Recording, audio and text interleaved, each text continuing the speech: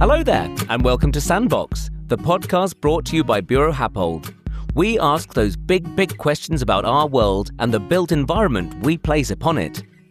This episode is called What's the Crack? Investigating Buildings Through Structural Forensics.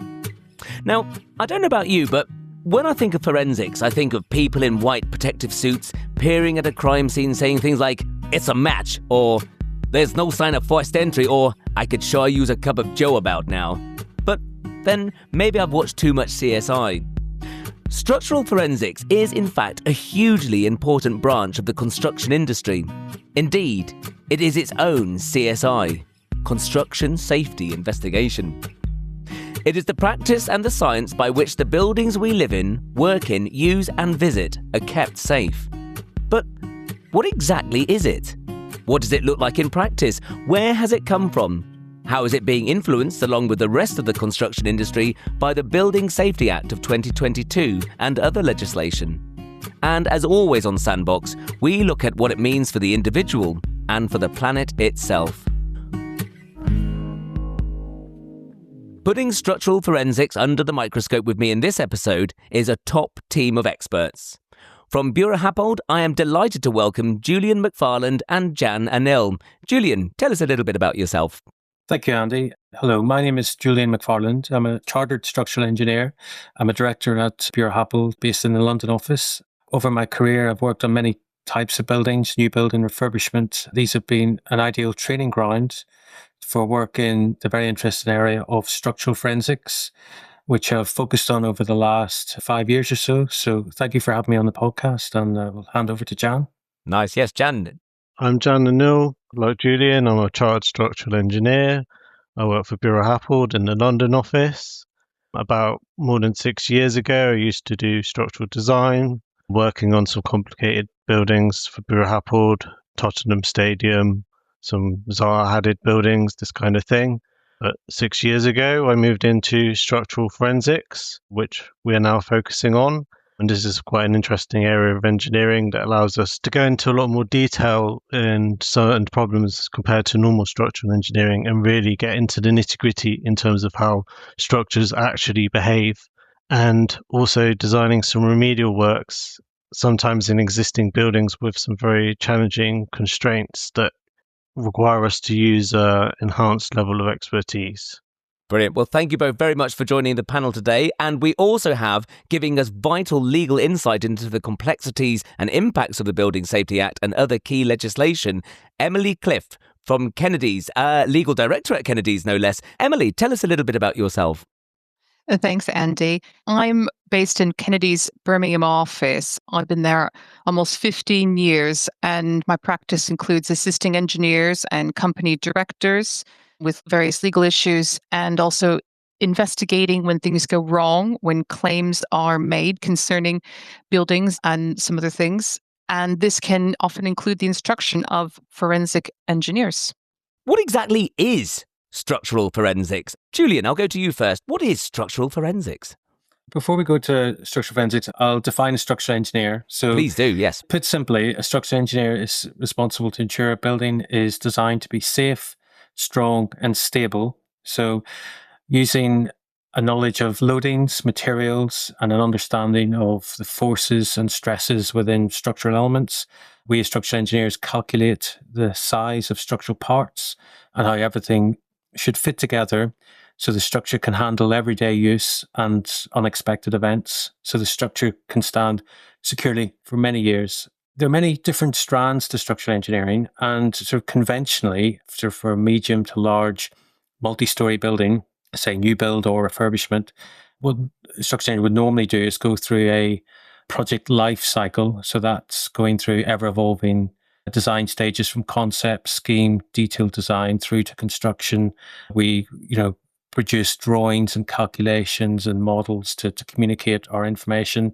And along the way, we're refining the design and coordinating with key members of the design team, which are important for all of the design. So, for example, the client, the architect, building service engineer, quantity surveyor, and later stages, the contractor. So this is to produce a building. Structural forensics tends to look back. So on completed buildings or buildings that have been in use for many years, generally there's been a defect identified in some way, either concerns about a particular type of element or concerns during maintenance or risk assessment for the building, and that is then investigated. So conventional design generally looks forward and general forensics will look back. I mean, both would very similar to structural engineering in terms of the technical skills required to carry out, but we have different methods depending on the type of work that we do. Brilliant. Thank you very much. And Jan, what skills does a structural forensic specialist need beyond the traditional engineering? So normally forensic engineers brought in when something has gone wrong, and there's different things that could go wrong in a building. This could be a building's constructed, but there are some design errors or apparent design errors that mean that the building doesn't have the acceptable level of safety that's required by the design code. So the probability of there being a structural failure during the lifetime of the building is higher than it should be. A structural forensic engineer may be brought in to understand what that level of risk is, whether there are refinements in the way that those risks can be analysed to show that actually the structure has some reserve capacity, and if not, what mitigation actions are required. For example, even more detailed analysis, or in some cases, potentially strengthening the building, or if it's a really urgent situation, you might be discussing things like limiting the use of the building until the issue is rectified. So that's design errors. There may also be issues, physical issues in the building, such as issues impacting the serviceability of the building. For example, finishes may be damaged due to excessive deformation of the structure, or there might be water ingress, chemical degradation of the structural materials, leaking roofs, subsidence issues, these kind of things. A forensic engineer would be involved in understanding the cause of the problem and the potential solutions to avoid the problem continuing. There's also the litigious aspect of forensics, where engineers may act as expert witnesses or expert advisors to lawyers or to the courts to help them understand complex evidence in relation to problems that have happened with building structures, and in particular in relation to any claims.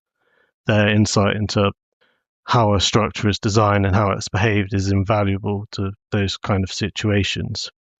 In some extreme scenarios, there may even be a partial collapse of a building, although this is very rare.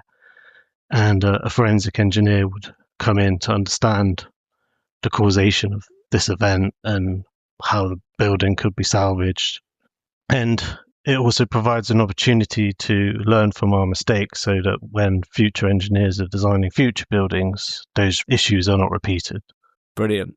Thank you very much, Jan. And Emily, we're coming on in a moment to talk about the Building Safety Act, but just while we're taking the broad view of structural forensics, what's your take of it from a legal perspective? Well, often we are instructed by the insurance companies of businesses that are being threatened with litigation concerning something that's gone wrong or allegedly gone wrong with a building. And there's always lots of different parties who participate in the construction of a building, as the engineers on the call can tell you.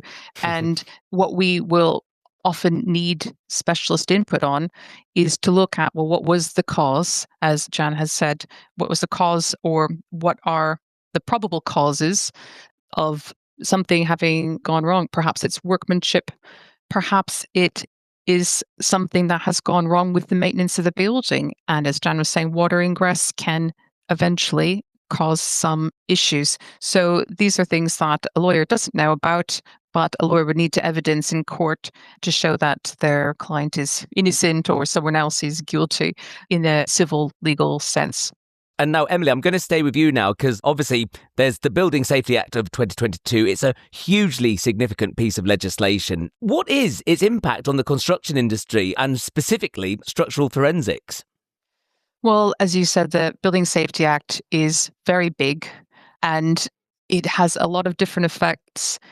But the primary one that I see every day is the fact that it's extended the limitation period to 30 years for buildings that have already been built. Emily, can I ask, what is a limitation period? Just pretend for a second I'm a complete layman, which I am. What is the limitation period? The limitation period is the statutory period in which you can bring a claim for something having gone wrong. So there's a really important piece of legislation which is much older, the Defective Premises Act 1972. In using that legislation, someone who is a current building owner, main tenant in a building, can look to get accountability for problems in the original construction or design of a building. And the Building Safety Act extended the limitation period for buildings which are already built when the Act came into place to 30 years. So even if a building has been standing for some time, and even if it's changed hands and there's a new building owner, well, then the door has been reopened for people who are in a position, they are holding the building, they're occupying the building, to go after the original contractor or designers who built the building. So we're seeing a lot of litigation about older buildings that have already been built. And in some of those cases, the issues are structural related or fire related, and everyone's getting involved in this litigation after the Building Safety Act has allowed everyone to sort of air their grievances and investigate and ensure that the buildings are actually safe. And what about if the contract chain is by now broken, because time passes, things change. What happens if the contract chain's broken, or if a contractor's gone into insolvency? What are the implications there? Well, because we're looking at potentially 30-year-old buildings, that is something that comes up a lot. Contractors go insolvent, cladding manufacturers go insolvent, structural engineers sometimes go insolvent. But the Building Safety Act enables someone to bring a Defective Premises Act, which doesn't care about the contractual relationship between the parties. So there can be leapfrogging by the building owner over an insolvent contractor against a designer who worked on the building, a subcontractor who worked on the building, etc. So when a company has gone insolvent, once somebody in the chain, that probably means that they won't have insurance anymore. And the insurance is where people who are making a big claim will be seeking to get the money from. So even though they're a lame duck because they're not insured anymore and they're dissolved, that doesn't stop some recompense and some accountability still being achievable by the building owners using the Defective Premises Act. And so is this the key intention then of the Building Safety Act? Is it this prolonged sense of accountability? Well, I think that there's been a number of building safety incidents, high-profile incidents in the last decade, and that's added a lot of political pressure for the government to do something. And while I'm not a legislator myself, I can't say precisely why this legislation was put forward, but I think that a lot of people in the industry would think that it was high time that there was some more clarity about responsibility, who is responsible for keeping safety information, for doing X, Y, and Z in relation to a building's safety. And that has been sort of parachuted in by this Building Safety Act. There's also been a lot of more analysis and closer looks at some of the building regulations guidance, which has been in place, but people would say ambiguous for a decade or two decades. So I would guess that it was political pressure to really pull up the socks about building safety. And it seems to be doing the trick by all accounts. I was just going to ask you that, Emily, and then I'll move on to Julian and Jan. But are you noticing, is there a sea change in the way that developers and property owners are approaching risk now with buildings? Well, I think they're going to have a lot of pressure from their insurers to be approaching risk in a better way. Sure. I mean, the Building Safety Act gives out a lot more prescriptive rules about who is responsible for what. Unfortunately, there are a lot of rules, so I expect it's still going to take some time for everybody to get their heads around it. But I think that things are probably going to improve. People are being more pragmatic, as I understand it, in this glut of cases that we have about people looking back at older buildings, who is responsible, and let's just get it sorted out. The government has put up a building safety fund. So it's helping the funding of any remedial works in terms of fire, or I believe it extends to structure as well, which is one of the high safety priorities in the legislation. So the works can be done, and the remedial works are happening all over the country right now. Yeah. And Jan and Julian, I'm going to move on to you now. Thank you, Emily. Jan, I'll start with you. How has structural forensics evolved since the ratification of the Building Safety Act? What has been its implications for you guys? I mean, structural forensics existed, well, probably since construction existed. We were working on it before the Building Safety Act. Yeah. But I think some more recent forensics work will arise due to, for example, building safety cases where building owners are required to do reviews of their high-risk buildings. As part of the Building Safety Act, this can potentially unravel some issues that then need investigation by a forensic engineer, for example. And generally, there's likely to be more scrutiny on whether a building is safe, and that obviously will unravel more issues in buildings and require more attention from forensic engineers. Before the Building Safety Act, there was still lots of structural forensic engineering work, for example, things discovered during cladding replacements. And an example where the Building Safety Act influences this is people are reviewing whether, for example, their cladding is okay, and if they find an issue with the cladding and they need to remove it, they remove the cladding. But sometimes when they remove the cladding, they encounter other issues with the building that are hidden behind the cladding. For example, they may see a crack in the slab and then find out they've got issues with the structure. And then this could unravel investigations onto reviews of those particular buildings, looking for design issues and whether there are other risks associated with those buildings or the cracks that have been discovered. And Julian, what do you notice from your experiences? How has the structural forensics landscape changed for you in recent years? Or is this pretty much, you just carry on doing what you've always done? As Jan said, over the last sort of 5-6 years, there's a few commissions that have come in pre-Building Safety Act where we've had to go through and review sort of design of some buildings and check their sort of adequacy and doing a sort of structural health check. I think more recently with the Building Safety Act and the mandated structural risk assessment, which is relevant for higher risk buildings, that will then prompt building owners to carry out this assessment it's required every 5 years. And so I think there'll be more scrutiny on building design and more awareness that buildings do require this assessment, which involves not just an assessment of the design, but also the condition as well, where it's visible. So from that will allow more awareness and more scope for undertaking structural forensics where concerns have been discovered and they need to be investigated and looked at to be resolved to a suitable outcome.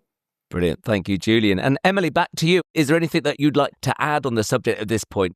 I think I would just emphasize that the Building Safety Act, it's not to cause a panic, it's to help to enhance building safety and make sure checks are done proactively, the types of checks that Julian was just referring to. And so the aim has been to give some clearer guidelines on who is responsible for what needs to be done. And this includes something that's called a role called the accountable person. So that's normally when we're talking about a high risk building, which is a building over 18 meters in high with at least 2 residential units. It'll have a landlord, a freeholder, or perhaps a subtenant who is in charge of the common areas being maintained, which includes the structure, corridors, things like that. And that person who is responsible in a lease or whatnot for maintaining that part of the building will be an accountable person. There could be a couple of them. There are duties that the building owners, as has been said before, have to do. They need to have a look at the structure, consider building safety, have a look at the fire measures, and they owe statutory responsibilities now. And if you are a tenant in a building and you have any concerns about that, it's become really accessible now. You can go online and look up your building. Who is the accountable person? What have they said so far about the building and safety? And if you feel things aren't being quite up to snuff, then with that information, you can contact the accountable person. And if that still isn't doing the trick, there is a messaging system online, you can contact the building safety regulator and raise complaints with that. So it's a much more proactive, forward-thinking system that's come about as a result of this. And hopefully it will really improve things and just give people the reassurance they need for the future. Yeah. That's brilliant. Emily, you've raised a really important point there. I was going to discuss this in a bit, but I think it's worth really zeroing in on now. Julian, I'm going to go to you first. Emily's talking about the individual, how the impacts that the Building Safety Act has had on the individual, the fact that there is this accountable person, that, people have these rights. What does structural forensics mean for the individual? How does it impact on, say, average Joe public? Good question. I think it's the reassurance that there is this scrutiny on existing design and there's methods to go through and check the sort of health of the building, and also the techniques that we've developed over the years allow us to have a sort of pragmatic and realistic assessment of certain situations. So, for example, taking a first pass of it, you might think if something is not, say, compliant to normal methods, you might think that's a problem. But with structural forensics, you can go into a lot more detail in terms of depths of the codes of practice or analysis that allows us to give some reassurance that actually something on the face of it from a first pass maybe looked a concern, but actually when you look into a lot more detail with our techniques and expertise, actually it's okay, or it's okay with a small degree of intervention or strengthening. So there's comfort to know that there's methods and expertise to ensure that we have sort of pragmatic ways of making buildings safe when sort of certain risks have been identified. Brilliant. Thank you, Julian. And Jan, we had a little chat prior to this podcast, and we were talking about how the importance of clear communication about building safety to owners, tenants, and the wider public. And Emily's talked about it there, and Julian has. How does structural forensics help that conversation? It can identify key risks in buildings, for example.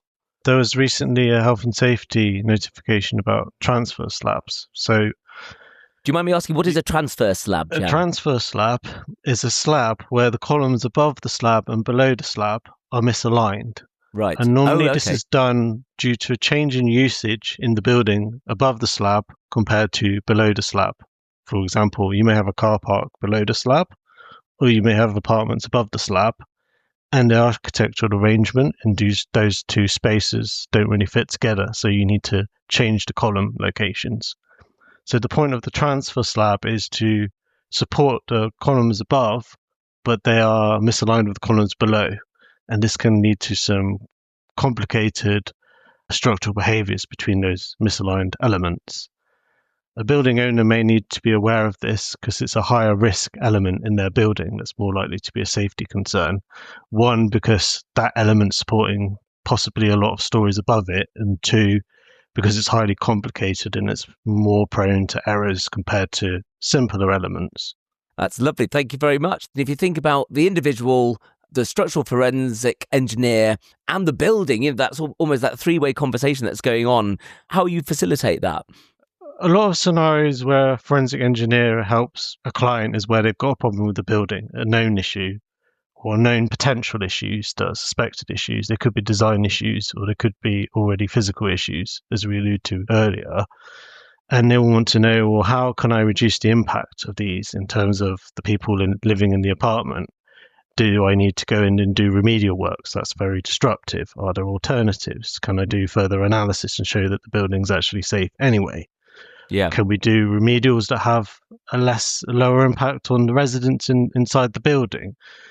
Are there methods that don't impact the space in someone's apartment or in a commercial unit that's affected by the structural issues? Are there ways of installing works that are not noisy and dusty that would impact the function of the building? Are there ways that you can install the remedial works and the buildings continue to be used, for example? These are ways that a forensic engineer might help a client with the issue they've got. Thank you very much. So we've looked at the legal and the theoretical background to structural forensics, but what I really want to know now is what it looks like in practice. So I'm going to go to Jan first. Jan, tell me, what does structural forensics look like, and what kind of problems or indeed clues typically trigger a forensic investigation? I know you've touched upon it already, but give us some more of that, please. What is the process? Maybe there is an issue with, say, a slab. that's been discovered, and that could be a peer review was carried out and a review engineer found this design issue. The slab doesn't meet the acceptably low probability of failure required by the design codes and is potential concern. Or it could be that there was a crack in a slab and now the client's concerned that there may be similar slabs in their building stock and they want someone to investigate it. Part of the process would be to identify those high risk areas. Now, if you've got lots of buildings where you may have these risks, you would want an efficient way to identify where the risks are. And we have a triage system, which we can discuss later, that helps filter out those key safety issues. Then when you've found potential issues in the building, you may want to investigate those in more detail. And typically we'd first do a qualitative review, identify potential issues, and then we'd do more detailed modeling, firstly using conventional methods. And if we're still finding issues using conventional methods, we may then start to use advanced methods such as nonlinear analysis. Do you mind me asking, what is a conventional method?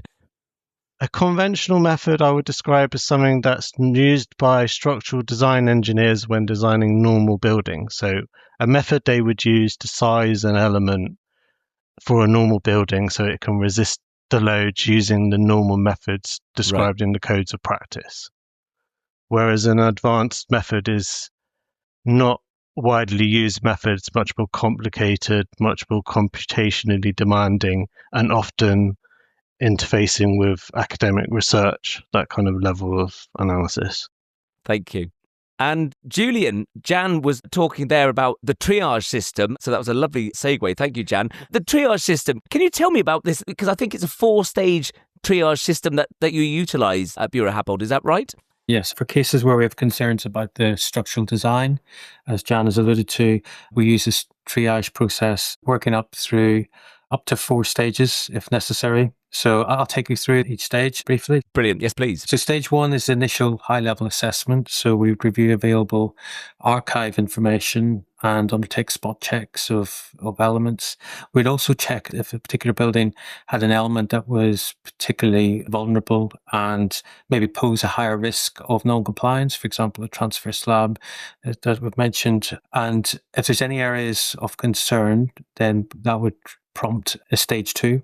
So in stage 2, this would be sort of conventional analysis. So we would set up our own analysis models of those areas of concern. We take into account the actual as-built status of the building to allow a justifiable reductions in factors of safety. So we check it against realistic threshold levels rather than something that is, say, theoretical and unnecessarily conservative. So we're trying to be at the pragmatic threshold. And if there are defects following this stage, then depending on the nature and the severity of those defects, we'll go to stage 3.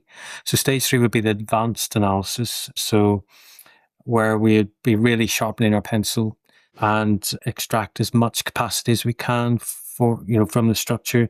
We have some of our own methods in-house, but we also includes what's called non-linear analysis, which is a key tool for this stage. So I'll define this because it's an interesting part of our tools that we use to assess structural forensics. So it's quite technical. So structural nonlinear analysis is we carry it out on reinforced concrete elements and junctions. So it's a computational simulation that determines the structure's response, say its stiffness, strength, deflection, where the material property is not proportional to the applied load. So normal conventional analysis, what's called linear elastic, because as the load increases, the stress in the material increases, and there's a proportional relationship.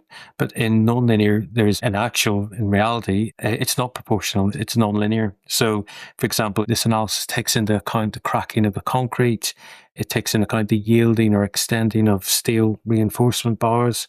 So it provides a realistic prediction of actual structural behavior beyond this conventional linear elastic limit. So this is crucial for assessing capacity, also the failure mode, type of failure, and what sort of damage is incurred as this is simulated.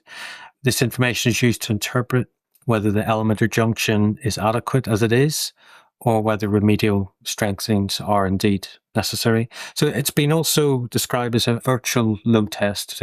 And we find in many cases elements that would fail conventional analysis, and sometimes by quite a margin, are satisfactory when assessed in nonlinear analysis and demonstrate ample factory safety and reserve capacity. So this gives reassurance and saves a huge amount of cost and disruption and reputation on remedial works that would have ordinarily have to take place. So this is a sophisticated analysis method requiring very specific expertise. And we actually work with a specialist consultant called SDA who carry out analysis on our behalf.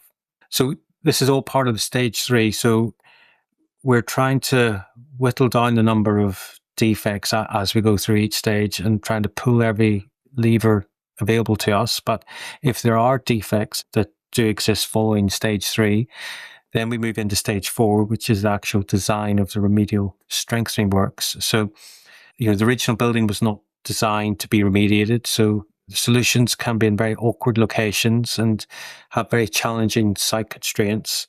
We aim to sort of make the best outcome of that any sort of given situation.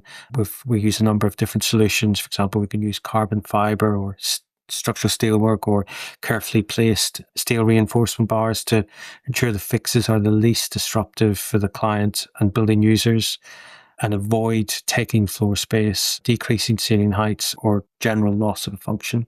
And actually, in designing remedials, we can also employ nonlinear analysis to design in remedials that would take up less space or be less disruptive. So we've got that tool in our armory also that we sometimes employ in some developments. That's fascinating. Thank you so much. Thank you. And Julian was just talking there about the importance of technology in the triage system, which has got me thinking about, I've heard this phrase, engineering 4.0. I like it very much. I think it's all about the virtual world, sensors, big data, structural health monitoring.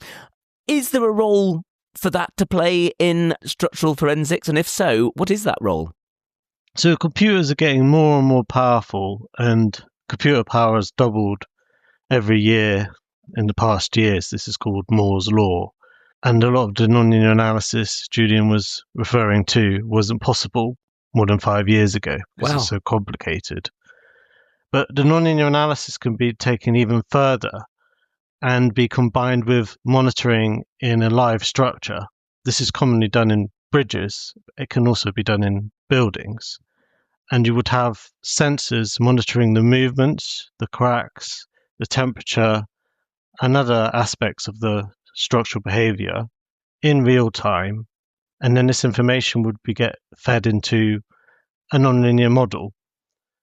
They call this a digital twin model. And it monitored data can be used to create a more accurate real-time model replica of the real structure, and the things like the movements that fluctuate with temperature can be monitored. And this can be combined with things like AI and machine learning to get a more accurate understanding of the structure, which is essentially being monitored by a sort of brain with sensors in real time that can actually feel what the structure is doing and how it's really behaving. That can be very useful for understanding bridges and maintaining bridges. And if there's any risks in the structure, you can set thresholds. If a crack opens by a certain amount, that could be a notification that something has changed in the structure and action needs to happen. And that's very useful because it's all monitored in real time. So you could act on it very quickly. Everything's in place and you can have a plan of what you do if these different thresholds are reached. And is this something, so as well as being used on bridges, is it something that we are able to use on buildings now? Is it something that, if not, is it something that we might anticipate might be used on buildings further down the line? It's not so common in buildings. It's probably more suited to the sort of structural issues you're monitoring in bridges. But there is a potential that it could be used in buildings in some cases.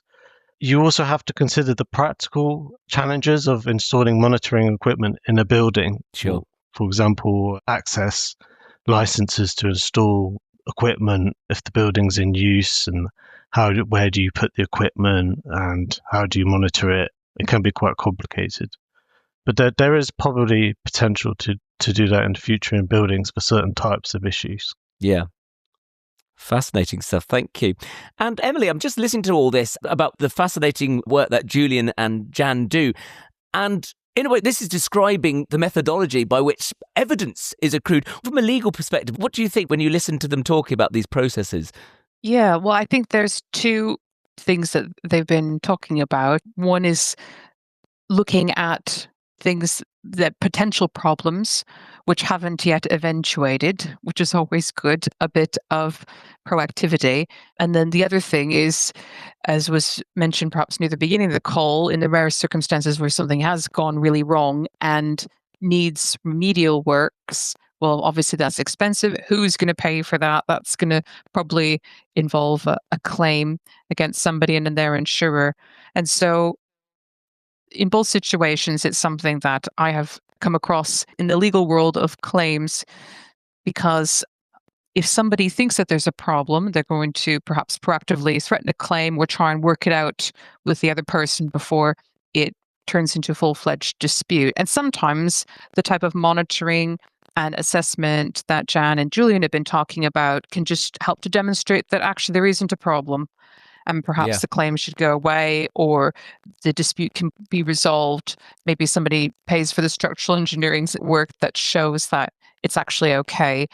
But obviously we're looking at much bigger figures. If we have a especially tall apartment building, say, where a defect is identified, and in a dispute we'll need somebody to say, well, what should the remedial works be? How can they be as elegant and efficient as possible, not taking up floor space and all these things that Jan and Julian have been talking about trying to avoid for their clients so far? Let's find the best solution. And often in cases, there's multiple parties involved and everyone will instruct their own engineer, the forensic engineer, and then between all of them, hopefully the most efficient solution will be found.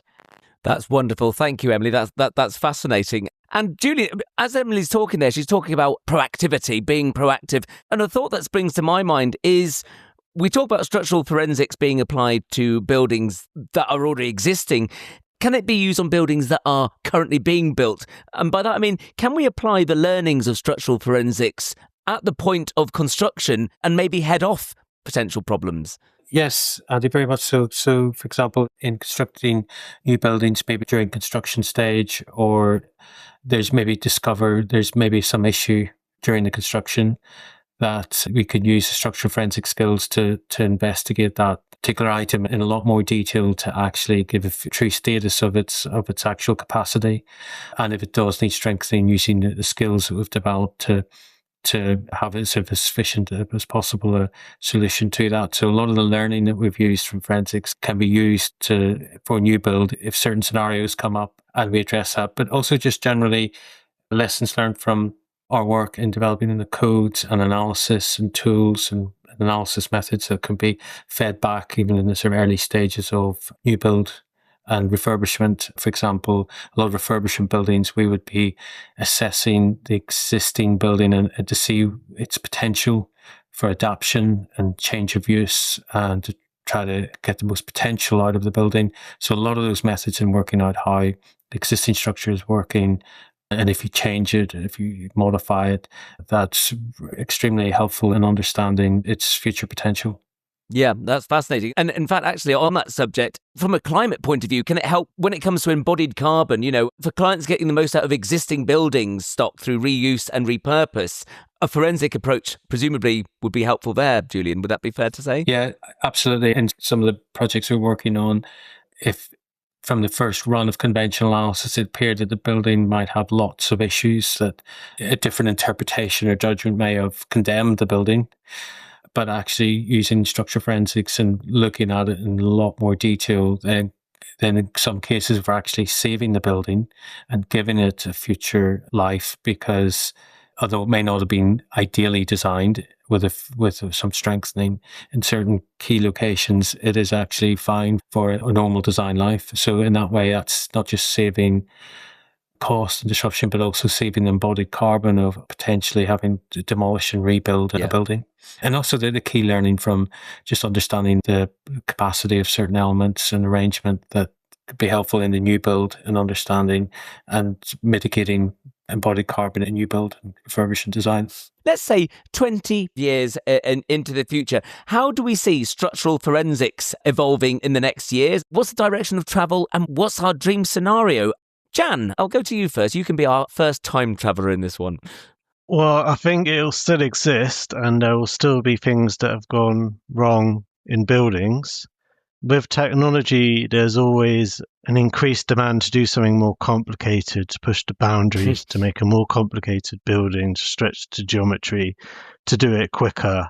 And obviously, technology can help us do these things. But even with the rise of AI and computer power, there are still some limitations. And I imagine there will still be things that go wrong due to the complexity of construction. And we need to be careful not to push the boundaries too far. I think it's also worth mentioning that things like AI does not have the judgment required in structural engineering. There's a lot of judgment required, and some of the issues can be quite nuanced. Yeah. This will not get replaced. There are many things that I think will change that won't change in terms of what a structural engineer needs to do and the benefit of a forensic structural engineer. That's very comforting, Jenny. It's nice to know that in the light of AI, us humans, we'll still have a role. It's good to know. Thank you very much. I'm going to go next to Emily. Emily, we've just emerged in the year, let's see, 2046. How's it all looking for you? Well, assuming that my job is nuanced enough as well that AI won't have replaced it yet either. Things come in, in a roundabout way, in ups and downs. And we saw a glut of claims, for example, concerning the valuation of properties after the 2008 property crash, and that extended for the normal 6-year limitation period and perhaps a bit longer after that. Equally, we're seeing a glut of cases now under the Defective Premises Act, which has been enabled by the Building Safety Act and its extension of limitation period. And a lot of that has focused on fire and cladding, fire safety. And it was thought that perhaps the approved documents for the building regulations hadn't quite caught up with the science, or not enough science was being done on the products that were being marketed at the time. And I would expect that this glut of concerning those products will have tapered off in 25 years' time. Already, one of my cases concerns buildings nearing the 30-year age limit already. And I think people are getting it sort of out of their system now and getting it all resolved. No doubt, as technology changes and buildings are built in a different way, there could be another instance where perhaps the guidance hasn't quite caught up to the technology yet. Perhaps we've got another issue on our hands in 25 years' time. But as things become more sophisticated, and there is definitely an impetus to keep things safe. And I'm sure, everyone who's working on a building doesn't go into the situation thinking, oh, how can I make it unsafe? They're all thinking about safety. And they especially will be thinking about safety with this recent legislation. Everyone's just trying to innovate and make a better world, really. So it's really great hearing about all the advances in forensic structural engineering, really. Yeah. That's lovely. That is simultaneously an exciting and comforting view of the future. Thank you, Emily. And Julian, what will you do when you're a frontiers person of the future? What will you be seeing in 2046?